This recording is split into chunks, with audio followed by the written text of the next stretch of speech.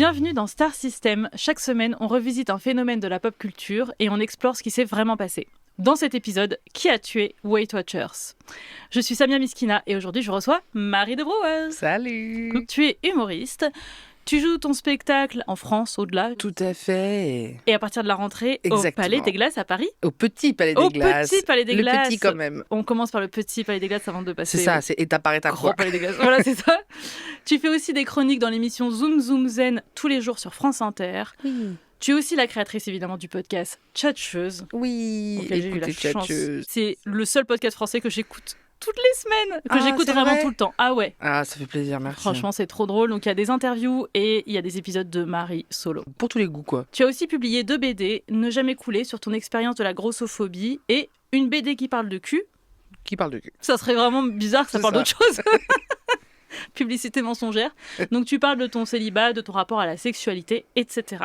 Marie, est-ce que tu t'intéresses aux célébrités en général ? Ouais, quand même. Hein. Moi, Ouais. j'aime bien les stars, j'aime bien les potins, j'aime bien savoir. Mais non, c'est pas vrai. Ils sont encore ensemble ou pas? Ah, tu vois, les couples. Par exemple, sur qui ? Bah, Une récemment, il y a la célébrité, rumeur Lena Situation Seb, ça me brise le cœur, j'arrive pas, je peux pas y croire, j'ai pas envie d'y croire. Ouais. Genre, j'ai vraiment le parasocial hyper ancré en moi, quoi. Genre, il y a un truc qui est là, mais non, mais en même temps, ils ont 30 piges, c'est la vie, c'est... Parce qu'en fait, Ils font bien ce qu'ils veulent. Je les connais pas, je m'en bats les reins, quoi. je pense que... Mais je me suis attachée, quoi. Ben, je comprends, parce que forcément, ça fait des années qu'ils sont ensemble. Tu les as vus, je pense, si tu la regardes régulièrement, tu les as vus souvent ensemble. Bah ouais. C'est sûr que ça doit Mais faire c'était bizarre. pas le perso principal non plus de ses vlogs, etc. Oui. Donc, c'est pas... En fait, c'est... Mais je sais pas, il y a un truc de... J'aime bien voir les gens qui sont amoureux et ça me rend triste qu'ils n'ont plus d'amoureux, quoi. Attends, mais tout ça, en plus, n'est encore qu'à l'état de rumeur. Mais Ouais. je me suis vue faire ce truc. J'ai 30 ans, hein. Je suis une grande dame. Hein. Dans un mois, j'ai 31 ans. T'as commenté ? Non, j'ai pas commenté, mais je suis allée regarder. Est-ce qu'elle a liké ses derniers trucs? Est-ce qu'il se follow encore? J'adore. Mais qui suis-je? C'est horrible, quoi. C'est Et en même soit temps, c'est- j'ai l'impression que 2026, là, printemps 2026, est une break-up era. J'ai énormément de... Il y a énormément de couples qui se séparent autour de moi. Ah, c'est Ça vrai ? se sépare, mais comme des petits laits. Mais non. Ouais, je sais pas ce qui se passe. C'est dingue. fais, Après, bah, dis c'est donc. peut-être parce qu'on sort de l'hiver et que Bah, tu sais, c'est la fin de la cuffing season où les gens, ça y est, Ça y est, ils se libèrent de leur... ils se libèrent de leur carcan. C'est horrible ce qu'on dit sur le couple, pas du tout en plus. Oui. Moi, je me sépare Mm. pas, tout va bien. Mais justement, parce que c'est marrant, mais ta BD, elle parle de célibat et je crois qu'elle est sortie alors que. Enfin, ou peut-être que tu as terminé de l'écrire au moment où tu as rencontré la personne Exactement. avec qui tu es aujourd'hui. Ouais, j'ai rencontré mon mec un mois après avoir terminé, avoir mis le point final. J'ai fait genre, eh ben nickel, je vais faire Incroyable. toute la promo en disant, c'est plus du tout vrai ce que je raconte. Tu te parles de relations parasociales. Il y a évidemment plein de gens qui ont une relation parasociale avec toi, Marie, Bah oui, oui, oui. et qui se sont beaucoup identifiés à toi et à ton célibat. Quelles ont été les réactions quand tu as annoncé que tu t'étais mise en couple ? Alors, quand même, étonnamment, plus de gens qui étaient contents pour moi. En c'est mode, bien. ah, trop mignon. Et d'ailleurs, c'est assez étonnant, mais j'ai fait un épisode de podcast avec lui, alors que les gens savent pas qui c'est et qu'il est anonymisé, machin. Enfin, il n'y a pas son nom, quoi. Et les gens, ils ont vachement écouté, ils ont pété un câble en mode, ah, et tout. Et j'étais en mode, ah ouais, ok, bah, renta. Mais j'avais un peu peur de ça, de me dire, c'était vachement mon Ouais. identité, le célibat et tout. Et j'ai quand même eu quelques réactions de, oh non, tu nous quittes, quoi. Tu quittes le clan des célibataires et tout. Et mais qui étaient vraiment des gens des meufs qui ont eu, c'était plus des meufs qui ont eu le seum, quoi. En mode, elles avaient le seum contre moi. Et j'étais un peu là, genre, ah, c'est peut-être là ma limite. Après, je comprends quand une créatrice de contenu fait quelque chose qui te plaît et qu'après ça te parle plus. Mais en même temps, je fais pas non plus du contenu couple, quoi. Enfin, j'ai pas l'impression de faire du contenu trop couple. Mais c'est vrai qu'il y a eu quand même un changement. Je fais moins de trucs sur le célibat. Mais bon, mon spectacle traite de ça. Ok. Je parle de célibat, de toutes mes années de célibat, etc. Donc, il y a quand même des trucs... Enfin, il y a quand même une partie de la communauté qui est toujours là, quoi. Hein. Je me suis pas fait Heureusement. quitter. Non, j'ai entendu dire récemment que les influenceuses américaines qui annonçaient leur grossesse, elles constatent qu'il y a énormément de gens qui les unfollow Ah oui, dès oui. qu'elles annoncent qu'elles sont enceintes. Ouais. Voilà. Mais parce qu'il y a aussi énormément de gens, et je comprends, hein, moi je comprends, c'est que le truc qui devient genre 95% de ta vie, c'est d'être enceinte et c'est de parler de maternité, etc. Je comprends qu'il y ait des gens que ça n'intéresse plus du tout. Exactement. Mais je comprends que tu parles que de ça. Et je comprends que ça t'intéresse pas. Après, il y en a une qui disait ah mais oui, mais moi je parle de genre je sais pas de trucs financiers, etc. Je parle jamais de ma vie, donc C'est j'allais juste jamais. unfollow juste parce qu'elle était enceinte, Voilà. quoi. Et elle a dit mais c'est fou, les gens se sont dit bah ça y est, je Ça y peux est, parler elle va que de ça. parler couche et machin. Ouais. C'est ouf, hein. Mais du coup, c'est compliqué. Il y a des influenceuses qui postent des vidéos en mode non mais ça se fait pas. Arrêtez de me unfollow juste parce que j'ai dit que j'étais enceinte. Enfin, c'est horrible. Et c'est vrai que c'est horrible aussi de réduire les gens à juste bah t'es enceinte, du coup t'es bien enceinte sûr. et ça y est, on te parle plus. Et moi je tu nous comprends intéresses qu'on plus. unfollow les gens quand ils font du contenu qui t'intéresse plus. Oui. Mais et en même temps, moi je sais pas, moi j'aime bien les contenus. Je trouve que les meufs qui font du contenu maternité, elles sont vraiment déter parce que il y a vraiment des gens, c'est un sujet qui trigger, hein. Notamment les humoristes qui font ça.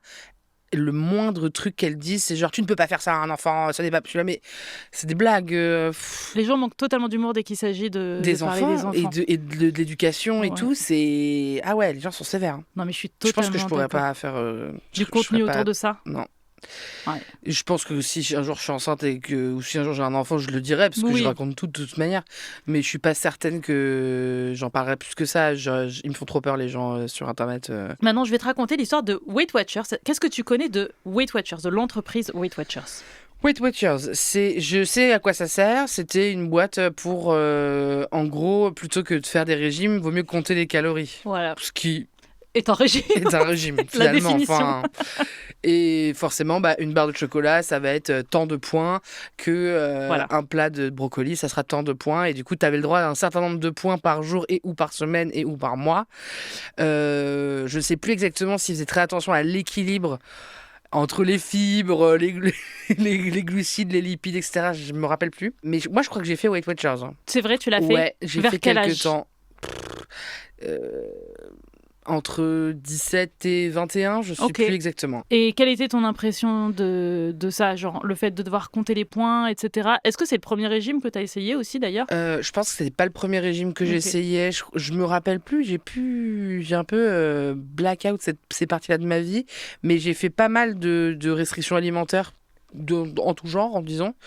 Mais le Weight Watchers, je me rappelle que c'était pas le pire. Tu vois, c'était pas le pire en termes de restrictions et tout. Tu vois, parce que j'ai quand même des photos de moi où j'allais à des teufs avec ma boîte de Tupperware de concombre, tu vois. Et quel cauchemar. Mais quel cauchemar. Genre une teuf en mode, les gens ils boivent de la bière, hein. Il y avait même pas à bouffer, quoi, ou 3 chips. Et moi je venais avec mon Tupperware de concombre. Et globalement, toutes les restrictions alimentaires, elles ont marché en termes de pertes. Mais elles ont aussi marché en termes de regain immédiat. Parce qu'en plus, je les tenais vraiment pas très longtemps. Moi, j'ai pas genre eu des TCA pendant des années où du coup je perds 30 kilos, que je reprends 30 kilos et tout. C'était tu vois, j'en perdais 10, je reprenais 10, 12, 13, 14, 15 et je reperdais 6 et tu vois. Ouais. C'était le fameux yo-yo. Ouais. Mais Weight Watchers, pour moi, c'était pas le pire. Dans mes souvenirs. Moi, je me rappelle aussi d'avoir essayé un peu Weight Watchers, mais plus en mode je vais essayer de faire attention un peu à ce que je mange, mais franchement, je pense que j'ai pas tenu très longtemps. J'ai trouvé ça extrêmement contraignant de devoir compter les points par rapport à la quantité en plus de ce que tu manges. Et enfin, c'est juste difficilement faisable, quoi, de tout le temps devoir compter. Puis comme tu dis, on peut se retrouver à ramener un Tupperware de concombre à une soirée. Enfin, ça n'a aucun sens, quoi. Et donc, ce genre de choses, c'est difficile à tenir dans la durée. En plus du fait que c'est quand même hyper problématique dans les messages que ça véhicule. Donc c'est de ce dont on va parler aujourd'hui. Je vais commencer cette histoire par une anecdote. En 2016, la présentatrice télé Oprah Winfrey, tu la connais? Bien sûr. Voilà, poste une vidéo d'elle sur Twitter et elle dit « I love bread. I love bread. » J'adore le pain. C'est ça qui est génial avec ce programme. J'ai perdu 13 kilos et j'ai mangé du pain tous les jours. Extrêmement bonne pub. Mais parce que c'est vrai que c'est excellent. C'est excellent. Le pain est méga diabolisé dans les régimes. Et donc là, un régime qui dit on peut perdre du poids tout en mangeant ce qui nous plaît, mais juste on fait attention aux quantités. Pour plein de gens, c'est extrêmement séduisant. Juste ce post-là avec la vidéo d'Oprah a fait bondir les actions de Weight Watchers. Ça a propulsé Weight Watchers de nouveau, parce qu'on va en parler, ça existait déjà depuis longtemps. Pour des millions d'Américains, si Oprah peut maigrir en mangeant du pain, ça veut dire qu'ils peuvent le faire aussi. Donc Weight Watchers existe aujourd'hui depuis plus de 80 ans. Et normalement, quand une marque existe depuis aussi longtemps, ça veut dire qu'elle a fait ses preuves, en général. Genre, tu prends une marque de, j'en sais rien, de matelas, tu te dis, bon, s'ils existent depuis aussi longtemps, c'est que ça fonctionne. C'est pas du tout le cas de Weight Watchers. Pas du tout. Malgré le soutien d'Oprah, Et donc aujourd'hui, on va parler du régime le plus connu. J'ai l'impression que Weight Watchers, c'est le plus iconique en tout cas des régimes. Il y avait du camp aussi. C'était full protéines et tout. C'est ça. Et effectivement, manger trop de viande, c'est pas bon. Enfin, en fait, manger trop d'un truc, c'est pas bon. Oui. Et du camp, c'est vraiment, les gens ont fait genre, non, arrêtez les shakers protéinés et bouffez que de la barbaque. Il faut, c'est ça. il faut des légumes. Du camp, ce qui est intéressant aussi, c'est que je pense, ça voulait dire on peut manger en quantité de quelque chose en tout cas. Et je pense que c'est un truc qui plaît aux gens de dire, je suis pas obligée. Voilà. Ouais. Sans m'affamer. Ouais. Mais par contre, en me privant quand même de certaines choses. Voilà. Ouais. C'est tous ces trucs-là, c'est des programmes qui vont dire non, mais on n'est pas vraiment des régimes. C'est la définition du régime, en fait. Ouais. Alors, derrière Weight Watchers, il y a Jean Nidetch. C'est une femme qui naît à Brooklyn, New York, en 1923. Son père est chauffeur de taxi. Sa mère fait des manucures. Plutôt classe populaire. Quand Jean est malheureuse, sa mère la console en lui donnant des sucreries, comme ça se fait avec énormément d'enfants finalement. Bien sûr. Vraiment. Puis à l'âge adulte, elle rencontre son futur mari. Ils se marient donc ensemble en 1947 et ils s'installent dans le Queens, un autre quartier de New York. Jean essaye souvent de perdre du poids. Elle va tenter le dernier régime à la mode. Elle va essayer même de prendre des stimulants. Tu sais, c'est les médicaments pour le trouble de l'attention qui sont en fait censés couper l'appétit. Bien sûr. Voilà. Souvent, les médocs sont détournés. De leur... on l'a vu avec Ozempic. Exactement. On va en parler tout à l'heure d'Ozempic. Plus tard. Elle essaye même l'hypnose, rien ne marche. Elle se restreint toute la journée et la nuit, forcément, elle a faim. Elle se glisse dans la salle de bain pour manger des cookies en cachette de son mari. Petit trouble du comportement alimentaire, on peut le dire. Exactement. Le fait de se cacher, le fait de se dire j'ai pas le droit. Ouais. La bouffe devient le centre de ta vie et le centre de tes préoccupations. Bien sûr. Il y a un problème de contrôle et je pense qu'on se rend pas compte à quel point les gens tous se contraignent et se restreignent constamment et sont dans l'obsession, etc. Les gens s'y reconnaissent, tout le monde s'y reconnaît en fait dans un truc. Et Weight Watchers, ils ont pile fait ça. Il y a que de quoi obséder quand tu dois compter des points. Toute la journée, tu te dis attends, mais qu'est-ce que j'ai mangé déjà ce matin ? En plus, tu dois tout consigner. Tout noter. Ouais, moi, je trouve que compter les calories, c'est tellement le premier red flag. Je comprends par exemple les sportifs de très haut niveau qui doivent manger vraiment beaucoup de protéines, sinon leurs muscles, machin bidule. Bon, bah ok. Mais sauf que c'est un peu le cas de tout le monde. Exactement. Et je pense que trop peser, etc., c'est pas top. Enfin, c'est pas top, c'est sûr que c'est pas top. Un jour, au supermarché, elle croise une voisine qui lui dit « Oh, Jean, tu es radieuse. Quand est-ce que tu accouches ?» On m'a déjà fait de me dire « Vous voulez la place ?» Je suis là, non, mais j'ai pas besoin de la place, je suis pas enceinte.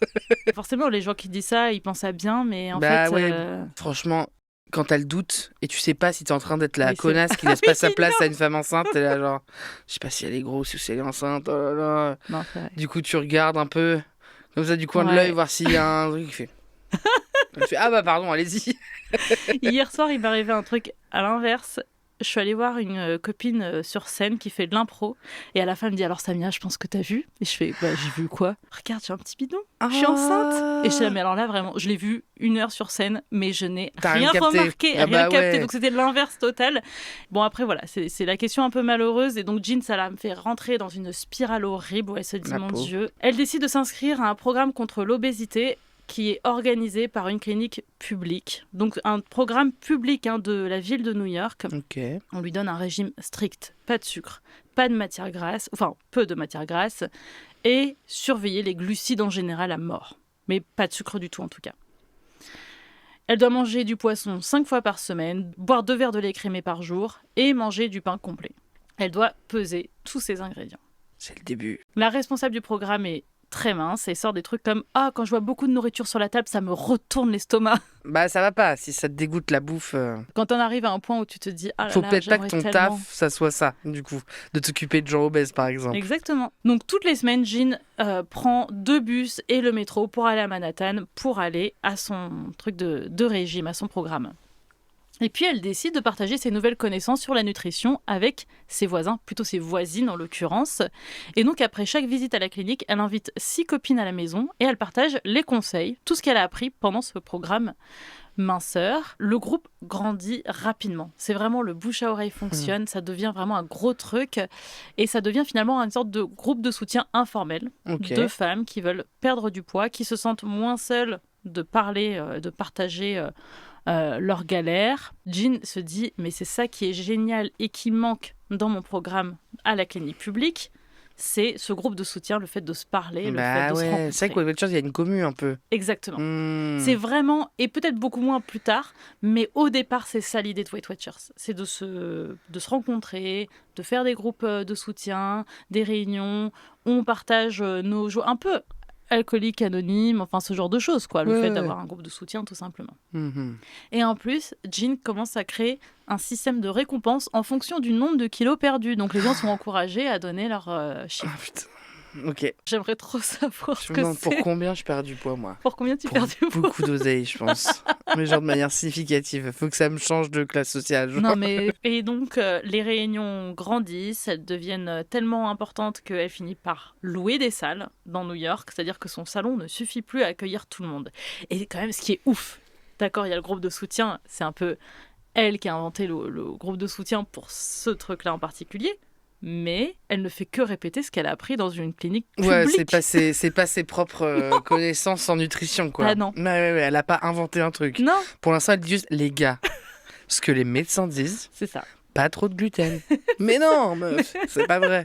Oui, mais je pense que le concept d'être en groupe de soutien, je capte le délire. Bah ouais, tu te motives à devenir skinny. Mais bien sûr. On arrive donc en 62. Jean atteint son poids de rêve. Et à une session, une participante ramène son mari qui est businessman et qui lui dit à Jean, il faut que tu crées ton propre business. Parce que là, ces réunions, c'est sympa et tout, mais là, il y a une vraie opportunité. Ouais. Il faut aller plus loin. Il est malin. Ça, derrière chaque grande femme se cache un petit businessman. C'est le nom l'adage. Exactement. Et donc, ensemble, donc, le couple et Jean, ils vont fonder Weight Watchers. Ils créent en fait un système de franchise, c'est-à-dire qu'ils vendent des licences pas très chères à des personnes, donc ils vont les former et les franchisés peuvent organiser leurs propres réunions et doivent reverser 10% des revenus à la maison mère Weight Watchers. Okay. Voilà. Donc Weight Watchers vraiment explose les années suivantes. Le premier livre de recettes Weight Watchers se vend à 1,5 million d'exemplaires. Oh, putain. Pour l'époque, c'est en plus énorme. Enfin, c'est énorme. C'est énorme à toute époque même. Hein. À toute époque, c'est clair. Mais là encore plus dans les années 60. Ouais. Ouais. Bah, le business des régimes, c'est un business à des milliards. Hein. C'est vraiment un truc de fou, encore aujourd'hui. Alors qu'en plus, ils ont tous prouvé, les uns après les autres, que ça marchait pas. Bah, ça marche pas, c'est 96% des régimes restrictifs fonctionnent pas. C'est vraiment... Ça ne marche pas. Enfin, arrêtons. Mais c'est juste, les gens, ils sont désespérés, ils sont complexés, ils se sentent pas bien et ils y vont, ils y croient. Et c'est des vendeurs d'espoir, ils mettent des avant-après. Mais évidemment, ma vie est 1000 fois mieux depuis que... inséré, j'ai perdu 5 kg 12 mais c'est vraiment je sais plus combien de milliards mais ça se compte en milliards, ce qui est déjà un bon business si je peux me permettre. C'est un bon business. Alors ça c'est sûr que de toute façon j'ai l'impression que c'est un truc qui, même si on va voir Weight Watchers plus tard était en déclin, je pense quand même que le fait de vendre un régime, quel que soit le nom qu'on lui donne, ça reste un truc qui va toujours plaire aux gens et qui va toujours attirer les foules parce que... Mais même moi, j'aime bien regarder, pas régime pour perdre du poids, mais j'aime bien les trucs healthy sur, tu vois, mais grave, une trop bonne petite recette avec un peu d'avocat et tout. Oui, tu vois ce que je veux dire ? Je vois très bien. Ouais. Genre, j'ai vraiment, encore aujourd'hui, quand je mange un repas sain, parce qu'il y a la majorité de mes repas, tu vois, où il y a bien des légumes, il y a bien des protéines, et il y a bien un peu de féculents, et genre, c'est beau l'assiette, c'est plein de couleurs, parce qu'il y a plein de légumes différents. Je me sens une meilleure personne, genre. T'es fière de toi. Ma bonne petite salade. Alors que quand je vais déboîte un fast-food, je me sens pas bien. Alors qu'en plus de ça, j'ai toute la théorie sur... tout, je connais quoi les choses de la vie.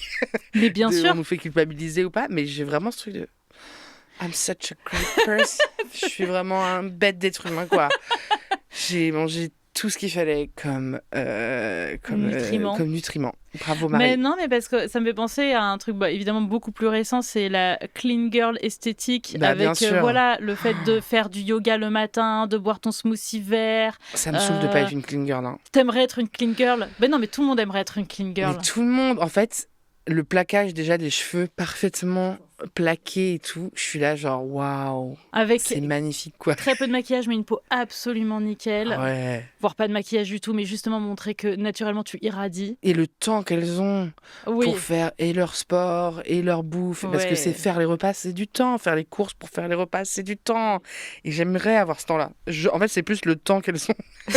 Mais moi, si j'ai ce temps-là, je le passe à rester à l'horizontale sur mon canapé en regardant qui veut épouser mon fils. Et je suis là. Mais c'est ça le truc avec la clean girl esthétique, c'est qu'en fait on est là sur TikTok en train de regarder ça, de là, ah j'aimerais tellement, puis en fait on est sur TikTok, tu vois, enfin genre Bah, on n'est pas en train de faire le truc.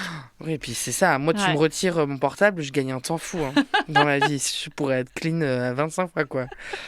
Mais après voilà, c'est vraiment un truc qui en plus va contribuer, comme tous ces trucs-là, à encourager encore les troubles du comportement alimentaire en disant non mais moi je mange uniquement des salades comme ci, comme ça, attention, je mets genre une cuillère, pas plus d'huile d'olive, enfin des choses comme ça. Ouais. Mais je comprends.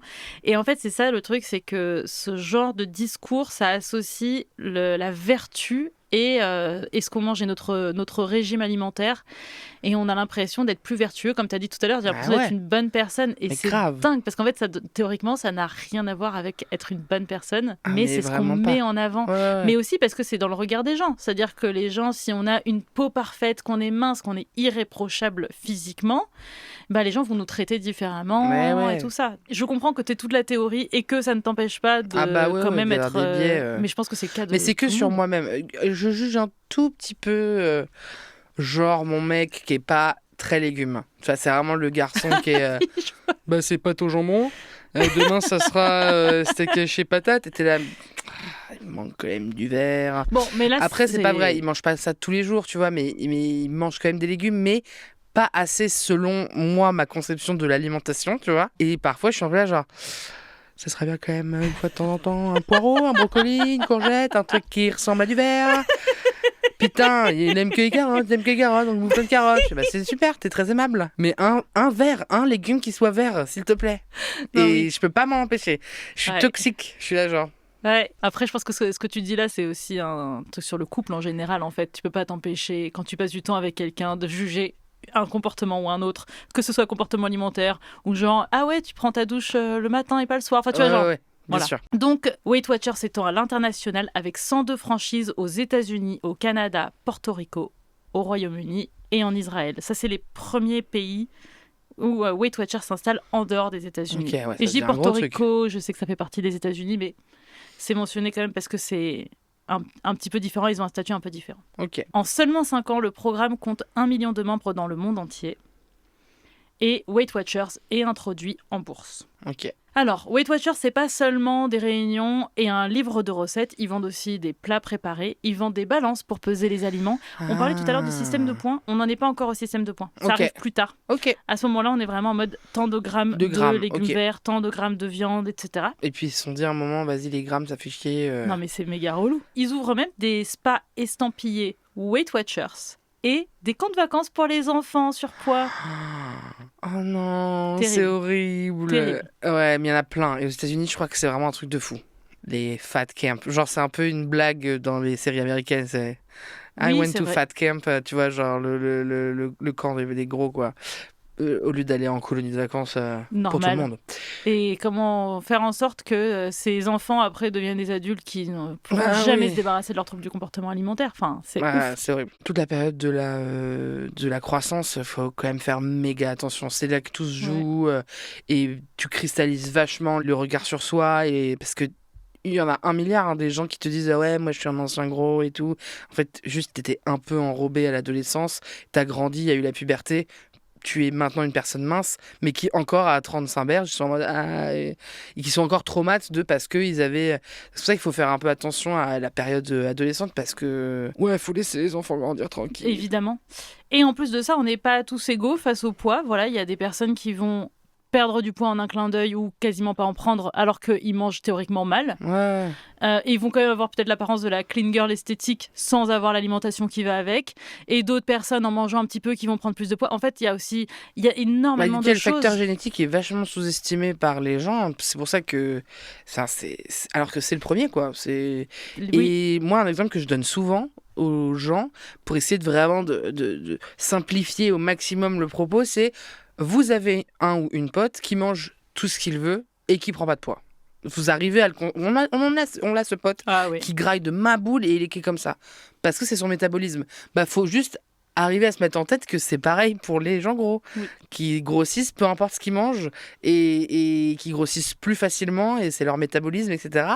Et c'est limite du copier-coller quoi de à quel point on n'a pas tous le même corps. Et non, pour les gens c'est lui il mange ce qu'il veut et il est quand même mince, c'est dingue, et elle devrait vraiment faire attention. C'est ça, elle se laisse aller. Elle se laisse aller, elle fait pas assez de sport et elle se bouge pas le cul, là. C'est plus connecte compliqué dans ta tête en fait. Bien sûr, ça va encourager la culpabilisation parce que c'est j'ai pas fait assez d'efforts, c'est parce que c'est moi, je suis responsable. Ouais. Voilà, et donc c'est terrible. Et aussi, là, c'est un truc qui se concentre uniquement sur l'apparence pour juger de l'état de santé de quelqu'un. Ouais, ça c'est vrai que les gens ont du mal à le capter. Que être gros veut pas forcément dire en mauvaise santé et que être mince ne veut pas forcément dire être en bonne santé. Exactement. Parce qu'il y a aussi beaucoup de gens qui sont minces parce qu'ils s'affament et qui sont en sous-nutrition, etc. Oui, ou même des gens minces qui vont avoir du cholestérol ou des choses comme ça. Il y a énormément de choses. Beaucoup de gens vont avoir l'impression que juste en regardant quelqu'un, c'est comme s'ils avaient fait des tests d'analyse sanguine, quoi, tu vois, des analyses sanguines. Ils vont se dire, ah bah oui, c'est bon, cette personne est en bonne santé, cette personne est en mauvaise santé. Non, c'est vachement plus complexe que ça. Et oui, t'as raison aussi. Moi, à un moment donné, j'ai un peu perdu quelques kilos et je me rappelle que quand je l'avais dit à un médecin, il m'avait dit, ah bah c'est bien. Et j'étais en mode, mais ça se trouve, je suis en voie vers l'anorexie, t'en sais rien. C'était juste, ah bah vous avez perdu du poids, bah c'est bien. C'est bien. Point. Ouais. Il y avait vraiment aucune autre remarque, aucune question. C'est juste, c'est bien. Et ça, c'était quand même un professionnel de santé. Et moi, je suis pas du tout concernée par... Ne lance pas sur les professionnels de santé. C'est sûr. Mais après, c'est aussi comment on leur apprend à l'école, à la fac de médecine, gros égale obésité égale problème cardiovasculaire, sanguin, diabète, etc. Et il y a une réalité là-dedans. Mais sauf qu'il n'y a pas du tout l'apprentissage sur le pourquoi les gens gros sont gros, quoi. Et en plus de ça, l'IMC qui est le point de comment on détecte si quelqu'un est obèse ou non, qui est déjà décrié vachement, puisque c'est juste le rapport poids-taille qui veut pas forcément dire grand-chose. Et c'est dur les médecins. Après, il y a quand même une évolution des médecins qui ont vraiment envie qui savent que c'est beaucoup plus compliqué que ça, et des nouvelles formations et tout, mais on calcule pas beaucoup le poids de la grossophobie dans le parcours de santé de quelqu'un. Alors que moi, ça me pèse plus que d'être grosse. Plus le fait de ne pas pouvoir avoir accès à la médecine comme tout le monde. Que forcément, si je vais chez le médecin, j'ai une appréhension de quoi, qu'est-ce qu'on va me dire, qu'est-ce qu'on va me raconter, etc. Et je sais pas, le stress, par exemple, est un facteur d'avoir un diabète de type 2. Comme être obèse peut être un facteur d'avoir un diabète de type 2, avec l'alimentation, etc. Bon, le stress de vivre 20 ans avec plein d'insultes grossophobes, toute la cinglingla, ça joue peut-être des petits calculs, quoi, des petits calculs savants de rajouter un peu de nuance et de complexité là-dedans, quoi. Et en plus, ce qui nuit à la prise en charge aussi des personnes grosses, c'est que du coup, les médecins vont dire, ah bah non, il faut perdre du poids si vous avez ce problème, si vous avez un problème au genou, si vous avez un problème aussi, c'est forcément parce que vous êtes en surpoids. Et c'est tellement réducteur, souvent, ça peut ne pas être vrai, ils vont même pas prendre la peine de vérifier, et ces personnes-là sont moins prises en charge, sont moins bien prises en charge, et aussi, voilà, comme tu disais, il y a un stress d'aller chez le médecin, ce qui fait que les gens en surpoids vont avoir plus de mal. Et n'y vont pas. Exactement, à prendre rendez-vous et aller checker quand il y a un problème. Je me souviens plus du chiffre, mais il est énorme, le nombre de personnes obèses qui meurent avec une maladie non diagnostiquée, comme des cancers, des maladies vraiment graves, parce qu'en fait, les médecins sont même pas allés regarder s'il y avait des tumeurs, s'il y avait des cellules cancéreuses, s'il y avait ce que tu veux, parce que, monsieur, madame, il faut maigrir, et puis voilà, vous irez mieux. Et du coup, il y a cette première chose, ou alors parce qu'ils n'avaient pas envie d'aller chez le médecin, parce qu'ils avaient peur de vivre de la grossophobie, du coup ils sont morts de maladies qui auraient pu être diagnostiquées plus tôt. on a le droit, on devrait avoir le droit à un parcours santé comme n'importe qui, quoi. Et c'est méga triste. Oui. Allez, parle de Weight Watchers. Non, allez, Weight Watchers, on revient sur Weight Watchers, qui est beaucoup moins triste du coup, évidemment. Le système de Weight Watchers repose donc sur le calcul des calories. À la base, c'est une unité de mesure de la quantité de chaleur. C'est pour ça qu'on parle d'énergie, en fait. À la base, les calories, c'est une mesure de l'énergie pour voir ce qu'on dégage comme chaleur. Ouais. D'accord. Par la suite, les calories ont été utilisées dans l'alimentation, mais à la base, c'était pensé pour aider les familles pauvres à se nourrir au mieux avec le peu d'argent qu'ils ont. Comment on va pouvoir optimiser les calories que vous mangez avec peu d'argent? Ouais, ok. Donc avec des programmes pour accompagner les familles qui n'ont pas beaucoup de sous. Pendant la Première Guerre mondiale, le gouvernement américain demande au public de manger moins de nourriture calorique aux gens qui restent dans le pays, quoi, pour en laisser aux soldats au front, parce qu'ils vont avoir besoin de calories, donc notamment la viande. Et il y a des pubs qui sortent, qui encouragent les Américains à manger plutôt du cottage cheese plutôt que de la viande, etc. Et donc voilà, c'est les calories, les trucs avec beaucoup de calories, laissez-les aux soldats au front qui en ont besoin. Donc à ce moment-là, on n'est pas du tout sur des idées de minceur, de pas du tout. Ouais. C'est vraiment optimiser les calories pour être en bonne santé et être fort, quoi. Ouais. À la fin de la guerre, le médecin, c'est la médecin Lulu Hunt Peters, qui a travaillé pour la Croix-Rouge dans les Balkans, publie un livre extrêmement grossophobe sur la perte de poids. Et c'est à partir de là qu'on va commencer à associer calories et perte de poids. Elle écrit « À partir de maintenant, vous allez manger non pas de la nourriture, mais des calories ». Ok.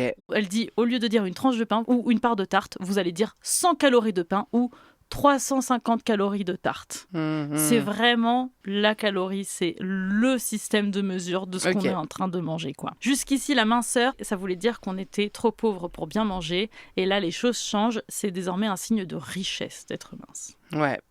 Ok, ça switch. Ça switch. À la fin des années 70, donc on revient à Weight Watchers. Weight Watchers est devenu tellement énorme comme entreprise qu'elle est vendue à Heinz, l'entreprise de ketchup.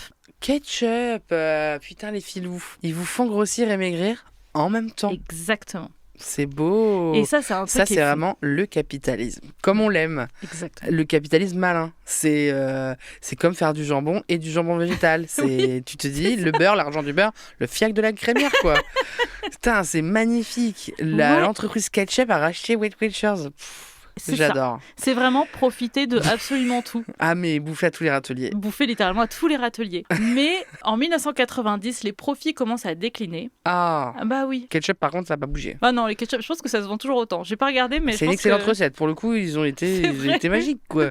Foutre du sucre avec de la tomate, personne n'y avait pensé. Et c'est trop bon avec une frite. Bah, pour le coup, je parlerais de génie, hein. À ce stade, c'est vraiment des génies. Ils ont dû se dire, putain, on aurait dû vraiment juste rester dans le ketchup. Là. Vraiment, qu'est-ce qu'on s'est fait chier à racheter sauce, à la Weight limite, Watchers. mais... Oui. Mettre du sucre dans d'autres aliments, voir ce que ça dans donne, la si ça fait une bonne sauce, quoi. Heinz fait plusieurs changements au sein de l'entreprise pour essayer de redresser la barre. Et notamment, c'est là qu'ils vont remplacer le système de peser des aliments par un système de points. Ok. C'est une formule qui calcule les portions en se basant sur la quantité de glucides, de matières grasses, de fibres, etc. Mais bon, ça marche quand même toujours pas. Ouais. Heinz doit vendre Weight Watchers en 1999 à une entreprise, mais une entreprise beaucoup plus, qui n'est pas un nom comme Heinz, quoi. C'est un truc de private equity, machin. Je ne suis pas du tout une girl boss, je ne sais pas ce que ça veut dire. Mais en tout cas, voilà. À la fin des années 2010, donc Weight Watchers remplace cette fois-ci son système de points par un système de points plus. Et moi, c'est ce que j'ai connu, et c'est peut-être ce que tu as connu aussi. Les légumes représentent 0 point, par exemple, ou les fruits représentent 0 points. Ah, je me rappelle. Alors que les produits transformés représentent plus de points qu'avant avec leur ancien système de points. Donc là, c'est vraiment... Moi, je me rappelle que ça voulait dire tu peux t'empiffrer de concombre toute la journée si tu veux. Ton top horaire de concombre, non mais tu peux le tripler si tu veux, quoi. Ouais, ce qui est vrai. En fait, je sais pas. Après, je me demande si t'as pas je sais pas si c'est vrai. Une drouille terrible, quoi, peut-être. Par contre, qu'est-ce que t'es hydraté? Tu fais comme les pigeons, quoi. T'avales, tu chies immédiatement. Mais en plus, honnêtement, j'en sais rien. Est-ce qu'on peut manger des légumes sans faim, même ne pas prendre du poids? J'en sais rien. Je sais pas. Bah, Est-ce non, que mais en vraiment, fait, le c'est truc, 0 c'est que point? faut pas que ça t'empêche de manger le reste. Si tu bouffes que des légumes, Voilà. ça va mal aller. Ça t'encourage à manger avec le moins de points possible, à dépenser le moins de points possible, et donc à manger uniquement peut-être des légumes, des fruits, etc. Ouais, parce que imagine du coup, parce que je me rappelais plus si c'était à la journée ou à la semaine. Ah, il y avait les deux. Je me Parce rappelle qu'il y que- avait la journée et la semaine, parce que genre tu pouvais du coup un Est-ce que tu peu... pouvais du coup le dimanche Voilà, déglinguer exactement. tous les points que t'avais pas bouffé la semaine? Voilà, tu pouvais Tu faire vois, ça. est-ce que parce que là, du coup, c'est dramatique. Tu te fais 4 jours concombre. Ouais. Concombre, allez, vas-y, tu fous un peu de crème fraîche avec du citron, ça te fait Allez. quelques points, quand même, histoire de. Tu te dégommes aux crudités, qui sont Ouais. quand même en plus les légumes les moins riches en trucs, quoi. C'est vraiment beaucoup d'eau. Oui. Et, Et après, le et dimanche... le samedi, dimanche, tu te déboîtes la gueule en mode barbecue, des petites, Ouais, non mais c'est des vrai, petites franchement. brochettes. Le cheat day, entre guillemets, quoi, c'est le truc de... Tu Ouais, fais des ouais. régimes et il y a un jour où tu vas tricher. Alors que le terme est horrible. Ouais, c'est trop bizarre, les cheat meals et tout. Et donc, justement, c'est compliqué de compter les points quand t'es chez toi. Parce que là, tu dois dire, attends, j'ai mis genre un concombre, mais est-ce que c'est un concombre au sens de Weight Watchers ou est-ce que... Enfin, tu vois, la taille des concombres, tout dépend, le poids, enfin voilà. Mm. Et là, tu n'es plus en train de peser tes aliments. Tu es vraiment juste en train de compter les points, donc c'est galère. En revanche, si tu vas manger dehors, et moi je l'ai fait quand j'étais aux États-Unis, quand je vivais là-bas, et donc je me rappelle que si j'allais manger dans un restaurant, souvent le plat allait être indiqué dans l'application avec le nombre de points associés. Donc en plus, c'est un truc qui t'encourage à manger dehors parce que là, tu sais exactement le nombre de points que tu as utilisé, quoi. Mais attends, parce qu'ils avaient des partenariats avec les restos? En fait, Ou juste tu prends une photo, ils disaient ah bah ok, il y a de l'oignon, il y a ils du faisaient machin. des partenariats. Tout était recensé. Et vraiment, aux États-Unis, bon, c'est des chaînes aussi. Donc, tu manges au McDo de Atlanta ou de Washington DC, C'est la même c'est le même bouffe. burger. Voilà. Ouais, ouais. Donc, tu sais exactement combien de points tu vas manger. Ouais. Weight Watchers commence à faire face à une compétition plus importante puisque les smartphones arrivent, d'autres entreprises arrivent. Elles créent leur appli Ok. avec souvent un système en plus de groupes de soutien sur Facebook. Ils sont aussi, Weight Watchers, en compétition avec des entreprises qui vendent des moniteurs d'activité physique, des sortes de montres que tu portes sur toi, qui vont mesurer combien de pas tu fais, etc. Machin. Et donc bref, ils se retrouvent encore plus dans la débâcle. En 2012, les actions de Weight Watchers étaient évaluées à $80. En 2015, elles tombent à $4. Ça va pas du tout. Aïe, aïe, aïe. Est-ce que la petite Oprah, elle pourrait pas revenir faire une vidéo? Oh là là, mais franchement, la transition que tu me fais est parfaite. Puisque en janvier 2015, donc ils sont en plein marasme. Normalement, donc là on est en janvier, normalement ils observent un pic d'inscription, puisque c'est les résolutions de la nouvelle année, après les fêtes de fin d'année. Bien sûr. Mais là, rien. Ils se disent, ok, on va s'associer à une énorme star. Et quelle plus grande star que Oprah. Bien sûr. Donc à la base, Oprah, c'est quelqu'un qui a gagné le concours de Miss Black Tennessee en 1971. Ah, je savais pas ça. Et moi non plus. Je ne savais pas avant de faire des Elle était recherches. Miss. Les années suivantes, elle commence à prendre du poids. Et un soir, elle est à un talk show. La présentatrice lui demande tout d'un coup, et alors, comment t'as pris du poids? Ah. Elle est hyper gênée. Elle dit, bah, j'ai mangé. C'est Ouais. horrible. La séquence C'est est horrible. atroce. La présentatrice la pointe du doigt et elle lui dit, tu es jolie, tu es célibataire, tu dois perdre du poids. Oh là là. Chaîne de télé nationale Les années 80, les années 2000? dans les années 80. Même 80, 70. Mais bien Écoute, sûr. C'était une autre époque. Elle se sent terriblement mal. Elle se met à suivre un régime drastique. Et le régime en question s'appelle Optifast, qui consiste à ne consommer que des boissons minceurs. Ce n'est que du liquide. Aucun morceau de nourriture solide. Pigeon pour moi. Hop. Pigeon. Ouais, tu vas direct chier. Moi, je suis team si ça se mâche pas, c'est pas un repas. Oui. Je pourrais pas faire ça. Moi, il faut qu'il y ait Des la boissons tu vois, protéinées, machin. une soupe. Une Une soupe. bonne soupe. C'est délicieux, mais ça se mâche pas. C'est Donc pas la pour même moi, satisfaction. ça doit accompagner quelque chose qui se mâche. Une tartoche, ce que tu veux, une petite salade, tu fais ce que tu veux. Mais juste la soupe comme ça, ce n'est pas un repas en fait. Je suis archi d'accord avec Ou alors toi. tu mets des trucs dedans qui se mâchent. Bah, des croutons dans la Des soupe. croutons, ou alors tu me fais un faux, tu vois, vietnamien avec plein de nouilles, et c'est un bouillon, Oui, quoi. oui. Et voilà. Il faut mâcher. Elle suit ce régime pendant 4 mois. Elle ne mange rien de solide. Pendant 4 mois. Ah là là, ça me fait de la peine. Et elle consomme seulement 400 calories par jour. Elle doit être fatiguée. C'est drastique, elle perd du poids. C'est-à-dire Bah, qu'elle est sa femme, littéralement. oui. Donc c'est mathématique. Dans son propre talk show, elle débarque avec un chariot de graisse animale en disant voilà, c'est tout le poids que j'ai perdu. Ah. Elle dit plus tard qu'elle a regretté cette décision. Bah, j'espère. Dès qu'elle a recommencé à manger après ces 4 mois, elle a repris énormément de poids parce qu'en fait aussi ton corps a peur d'être affamé, il va stocker bien sûr. Bien sûr, il est en alerte. Il fait la prochaine fois elle va nous refaire le coup. Elle va nous refaire le coup de bouffer du liquide là, on va tout foutre dans les cuisseaux pour le jour où ça sera disette. Mais Oprah, malgré tout, n'en a pas fini de parler de poids. Elle sort plusieurs livres sur son parcours et ses conseils. Et c'est là qu'elle s'associe à 2 gourous du bien-être qui interviennent régulièrement dans son émission. Le premier, c'est Dr Phil. Bien sûr. Tu connais ? Ouais. C'est vrai ? C'est le monsieur avec la moustache ? Ouais, exactement, le monsieur avec la moustache. Exactement. Ouais, j'ai. Qui créera plus tard sa propre émission qui est produite par Oprah. Et donc Dr Phil se lance dans le business de compléments alimentaires, de mixtures en tout genre, de barres énergétiques pour perdre du poids, ce qui en plus est totalement faux. Il est contraint d'arrêter la vente parce qu'il y a une enquête de la Commission fédérale du commerce pour publicité mensongère.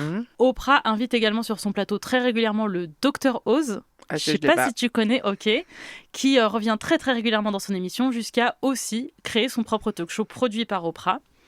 Et là, il fait la publicité de régimes hyper douteux, à tel point qu'il est convoqué au Sénat. Il fait régulièrement la promotion de pseudosciences dans son émission. Et ce qui est terrible, c'est qu'aujourd'hui, le Dr Oz est directeur des centres du Medicare et Medicaid aux États-Unis parce qu'on vit dans un cauchemar. On vit dans une dystopie. On vit dans un film de fou. En tant qu'humoriste, j'arrive plus à faire de blagues parce que c'est trop absurde. Mon métier, c'est d'aller plus loin. Oui. Et je peux pas aller plus loin, ils ont déjà fait. C'est la vraie réalité, quoi. Du coup, il y a plus de blagues. C'est horrible. Plus drôle. C'est plus marrant. C'est vraiment genre, ah ok, vous avez fait le truc que c'était la blague à la base. En 2015, Oprah accepte de rejoindre Weight Watchers. Donc, elle achète 10% des parts, elle rejoint le conseil d'administration et elle fait la publicité du programme dans son émission, qui est extrêmement suivie, hein, bien sûr, extrêmement regardée. Dans une interview en 2023, elle dit que pendant 25 ans, c'était un sport national de se moquer de son apparence. La stratégie est efficace, les revenus de Weight Watchers augmentent de 20% et la valeur de l'entreprise augmente de 400 millions de dollars. C'est ce qu'on appelle l'effet Oprah. Il y a carrément une page Wikipédia consacrée à l'effet Oprah. Ouais. C'est vraiment la méga influenceuse, avant même que ce mot existe. Ouais. Trop forte. Même avec son book club, elle peut choisir n'importe quel livre, aussi obscur, aussi ancien soit-il. Elle peut choisir genre Les Misérables et il va devenir instantanément best-seller.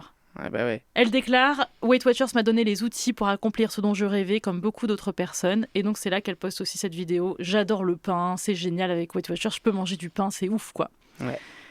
Elle sort ensuite un livre de recettes. Les recettes ont le nombre de points Weight Watchers associés avec chaque plat, évidemment. Elle fait une tournée de conférences à travers les États-Unis, donc toujours pour Weight Watchers, avec à chaque fois des invités connus, comme Michelle Obama, Jennifer Lopez, etc. Ce qui me fait rire, c'est quand elle reçoit des gens minces. Jennifer Lopez. Mais c'est sur le thème du poids et de Weight Watchers et tout. Mais ces gens me déçellent énormément, là. Mais... Qu'est-ce qu'elle fout là-bas, Michelle Obama ? Michelle Obama, je suis pas très surprise qu'elle fasse des trucs sur le poids. Ouais. Mais pour moi, elle allait pas aller dans un truc sponsor par Weight Watchers, c'est un peu lame. Déjà, en tant que première dame, elle avait promu un programme quand même pour... Alors, je sais pas si c'était théoriquement pour perdre du poids, mais pour l'alimentation des jeunes. Enfin, elle était vraiment très présente sur ce créneau. Elle aime Je pense que la frontière a été ténue quand même entre parler de santé et parler du poids. Mais le truc avec l'effet Oprah, c'est qu'une fois l'effet Oprah passé, ça retombe comme un soufflé. En 2018, l'entreprise annonce qu'ils vont offrir des abonnements gratuits aux adolescents à partir de 13 ans. Ouais. Ils ont que ça à foutre.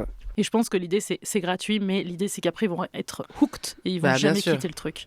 Oui, parce que Weight Watchers, le but de Weight Watchers, c'est que tu fais ça toute ta vie. Hein. Ah bah oui. C'est un truc de maintien de poids. Tu atteins ton niveau. Tu watch your weight, quoi. Tu watch your weight toute ta life, exactement. Là, pour le coup, la réponse est très négative. L'Association américaine contre les troubles du comportement alimentaire publie un communiqué. Il cite une étude menée sur des adolescents de 14 et 15 ans en disant que les régimes sont le plus grand indicateur de développement de troubles du comportement alimentaire par la suite. Oui. Voilà. Et Weight Watchers dit non, mais nous, on fait ça, mais c'est des questions de santé, on parle pas tellement de régime, on parle pas tellement de regarder son poids, même si on s'appelle Weight Watchers. Attention, il faudrait pas confondre, c'est pas parce qu'on s'appelle comme ça que... Il y a marqué regarder son poids. Mais c'est pas du tout par rapport au poids. C'est par rapport aux légumes, en fait. Mais les gens sont de mauvaise foi. Vous êtes vraiment des débiles. Le truc pour les ados, ils finissent par l'enlever Et ensuite, dans la foulée, ils annoncent qu'ils vont arrêter de poster des photos avant-après sur leur site internet. En 2018, toujours, Weight Watchers devient WW. Bien sûr. Leur tagline, c'est « Wellness that works », le bien-être qui fonctionne. Ah, ils ont vraiment changé de nom. Ouais. Mais wellness, le fait de parler de bien-être, ça montre bien on a basculé. Bah oui, la perte de poids, ça vend moins que de se sentir bien. C'est comme un rééquilibrage alimentaire plutôt que d'un régime. Exactement. C'est la même chose. C'est ça. Exactement la même chose. C'est juste un nom différent. C'est juste un nom différent. Les réunions sont rebaptisées Wellness Workshop. Ils incluent d'ailleurs dans leur programme des fit points pour encourager l'activité physique, c'est-à-dire que c'est plus seulement ce qu'on mange. Mais ils n'en ont pas fini avec les enfants, puisqu'en 2019, ils lancent une application qui s'appelle Curbo à destination des enfants à partir de 8 ans. Ils classent pour les enfants les aliments en 3 catégories, où les enfants peuvent regarder ça en fonction des... Bon, très bon. Ouais, c'est vert, orange, Non, mais rouge. voilà, ça diabolise des trucs, c'est horrible. Donc fruits, légumes, verts, orange, c'est pâtes, viande, poisson, et rouge, sucreries, soda. Quoi, pas de viande, produits poisson, transformés. c'est orange. Terrible. J'ai regardé, j'ai vu un article du Parisien qui est sorti à ce moment-là avec que des experts, en France du coup, évidemment, qui disent je trouve que c'est bien, je pense que c'est important que les enfants apprennent très tôt la valeur des aliments. Ils ont été payés. Je suis Par épatée. contre, je suis d'accord qu'il y a un problème d'éducation à l'alimentation, mais au sens littéral. Enfin, je veux dire, pourquoi il faut qu'on mange des protéines, ça sert à quoi dans le corps, pourquoi il faut manger tel truc, pourquoi il faut manger varié, en fait. Et même à une éducation à la diversité alimentaire, quand tu vois, les cantines, c'est toujours un peu de la merde, la bouffe, quand même. Et tu te dis, ouais, mais si c'était un peu mieux, les gens, ils auraient plus la curiosité de manger des saveurs différentes. Et donc parce que c'est ça, c'est la diversité de l'alimentation qui est cool, quoi. Mais le fait de dire rouge, vert, orange, en fait, c'est ça. Ça, c'est horrible. C'est juste dire... c'est le principe même de diaboliser des ingrédients. Je crois qu'il y a... J'ai peur de dire des conneries, là, mais les associations de lutte contre la grossophobie, elles parlent vachement de... Étape 1, il n'y a plus aucun ingrédient qui est interdit, ok. Et tu vas juste observer ce que ça te fait quand t'en manges. Du coup, par exemple, ils suggèrent de pas trop regarder d'écran quand tu manges et tout. De manger un tout petit peu en conscience pour comprendre qu'est-ce que ça te fait, reconnecter avec ta satiété ou pas, et arrêter de diaboliser les ingrédients, parce que ça... Et en plus, c'est contre-productif. Surtout que le jour où tu bascules, voilà. tu manges plus jamais ce truc, et puis il y a un jour où tu vas du coup en manger 7 fois plus que... Et voilà, exactement. Ils essayent énormément de choses, des vidéos hebdomadaires avec un coach, etc. Ils essayent plein de choses. Mais en 2023, Oprah annonce qu'elle a recours à un autre moyen pour perdre du poids. Ce sont les médicaments donc GLP-1, des sémaglutides, qui reproduisent l'action de l'hormone qui est impliquée dans la sécrétion d'insuline et dans la sensation de satiété. Donc c'est un médicament qui est d'abord conçu pour les personnes diabétiques et qui ensuite a été détourné pour d'autres usages, et donc notamment la perte de poids. Exactement. Parce que notamment, c'est censé retirer... Enfin, ça enlève la sensation de faim aussi. Qui a besoin de calories quand on ne mange plus ? De toute façon, ça y est, c'est terminé. Ça rend le truc obsolète, quoi. C'est ouf. Ouais. Il y a quelques années, les sémaglutides ont été approuvés pour la perte de poids, et non plus seulement pour des personnes diabétiques. C'est l'énorme boom qu'on a observé, qui a conduit d'ailleurs à des pénuries pour les personnes diabétiques qui ont vraiment besoin de ça. Évidemment, ces médicaments ont un nombre d'effets secondaires incalculables. Voilà, c'est absolument notamment terrible. D'énormes chiasses, pour ceux qui le savent pas. J'ai des potes qui ont des connaissances qui en ont pris. Et t'as des drouilles terribles. Mais même les personnes diabétiques qui ont diabète de type 2 qui prennent Ozempic, etc. Mais ils n'ont pas le choix. Mais eux, ils n'ont pas le choix. Et surtout, tu reprends le poids, je crois, 3 fois plus vite quand t'arrêtes les médocs que les régimes. C'est limite, il vaut mieux faire Weight Watchers. Attends, là, tu nous fais la pub pour Weight Watchers, là. Marie, je ne pensais pas qu'on allait terminer l'épisode non, pardon. Non, mais je vois très très bien ce que tu veux dire. Donc dès que tu arrêtes les injections de Wegovy, Mounjaro, etc., qui coûtent 300 balles par mois en France et qui sont pas remboursés, heureusement, dès que tu arrêtes, tu reprends le poids 2 à 3 fois plus vite. Parce qu'en fait, ça fait plus un effet de coupe-faim que ça ne fait un effet de perte de poids. En fait, Et à chaque fois qu'il y a eu des coups-faim, il y a eu des drames et c'est affreux. Et genre, il faut arrêter de faire ça aux gens. Et en plus de ça, on n'a pas le calcul parce que l'argument est toujours la santé. Mais c'est pas bon pour la santé d'être gros. Il semblerait, en tout cas pour l'instant, on n'a pas vu d'évolution sur les maladies cardiovasculaires et ou sur les autres maladies, genre le type de diabète de type 2, etc. Pour l'instant, il n'y a pas une réduction drastique de ces maladies-là. Après, on n'a pas encore le recul. Ça se trouve, je dis de la merde. Et a priori, soit il faut le prendre Faudrait prendre la picouse tout le temps, non-stop. Toute ta vie. Toute ta vie, ça... C'est impossible. C'est un peu aberrant. En tout cas, pour l'instant, c'est pas vendu comme ça. C'est genre, tu fais que quelques temps, tu perds tes 5 à 10 kilos, parce que les pertes de poids sont pas non plus en mode... Moi, par exemple, si je commençais, selon les médecins, je devrais perdre, je pense, franchement... je sais pas, mais au moins 40-50 kilos, voire plus, quoi. Je pourrais pas, avec les picousses, perdre 50 kilos. Ça marche pas comme ça, quoi. Mais par contre, je reprendrai direct après. On a besoin de manger. Une fois qu'on arrête, on va avoir faim. Forcément avoir faim. Et les effets secondaires peuvent être méga graves, hein, parce que je vais parler de la chiasse en mode blague, mais il y en a d'autres, des plus vénères. Il y a des gens qui supportent vraiment pas physiquement et tout ça. Hein. Oprah annonce ça. Elle annonce qu'elle a commencé à prendre ça. Elle dit que c'est vraiment super parce que pour le coup, elle a l'impression que ça ne repose plus uniquement sur elle et sa propre détermination à perdre du poids. Voilà, elle peut un peu externaliser le truc en disant juste je prends un truc qui coupe la faim. Et elle dit là, les calories ne sont qu'une pièce du puzzle. Elles permettent de mesurer l'énergie contenue dans un nutriment, mais elles ne disent rien de la composition de ce nutriment. Ok. Elle vend ses actions Weight Watchers.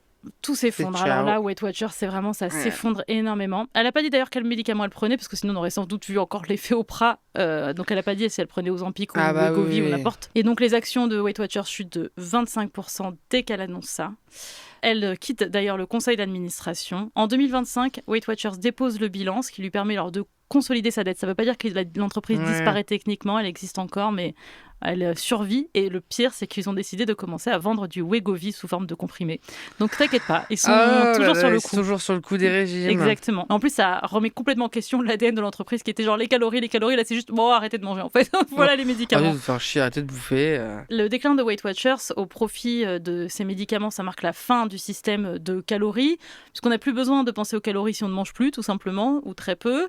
Et aujourd'hui, même aux États-Unis, le département de la santé n'insiste plus sur le fait de manger moins gras, ils insistent plutôt sur le fait de manger des produits laitiers, de la viande qui sont techniquement caloriques. Ouais. Mais on est vraiment passé à un autre système en fait. On est toujours à fond l'encouragement des troubles du comportement alimentaire, mais on pense moins aux calories en tant que telles et plus à qu'est-ce qu'on va manger exactement, est-ce que ça apporte assez de nutriments, etc. On peut penser que la fin du soutien d'Oprah, ça a coulé Weight Watchers, que c'est ça qui a coulé Weight Watchers. Tout seul aussi. Hein. Voilà, exactement. Oprah a juste permis de relancer un petit peu l'activité de Weight Watchers. Puis quand même, les gens se sont peut-être rendus compte au bout de 80 piges que ça ne marche pas. Que ça ne marche pas. C'est ça là. Mais bien sûr. Wait, les commentaires.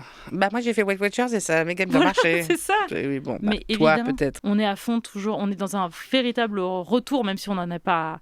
On n'en est jamais sorti, mais encore plus du culte de la minceur. On voit des célébrités. Et puis surtout, là, on est à se dire qu'il y a la sensation de zéro effort. Exactement. Je n'ai qu'à me faire une picouse et je vais maigrir. Et je comprends que ce soit attrayant. Personne n'a compris que le problème, c'était il ne faut pas chercher à maigrir. C'est ça. Au sens... comme on te l'a appris dans tous les magazines et dans tous les Weight Watchers de merde. Voilà. Et aujourd'hui, sur le red carpet, on observe vraiment plein de célébrités qui sont devenues extrêmement maigres en très peu de temps. Donc effectivement, comme on l'a dit, c'est pas Oprah ou la fin du soutien d'Oprah qui a tué Weight Watchers. C'est Weight Watchers qui s'est tué tout seul. Et ouais, qui a tué Weight Watchers ? Weight Watchers. Ou peut-être Ozempic d'ailleurs. Merci beaucoup Marie d'être venue dans ce podcast. Merci pour l'invitation. C'était hyper intéressant. Merci vraiment d'avoir apporté autant de ton point de vue et tellement d'informations complémentaires sur le sujet. On va donc te voir en spectacle. Je mettrai les liens pour la billetterie, ton compte Instagram, tes chroniques sur France Inter et Chatcheuse évidemment. Bien et sûr. tutti quanti. Merci. Voilà. Merci d'avoir écouté ou regardé cet épisode jusqu'au bout. Abonnez-vous sur YouTube, mettez des étoiles sur Apple Podcasts et Spotify et je vous dis à la semaine prochaine pour un nouvel épisode. Bisous.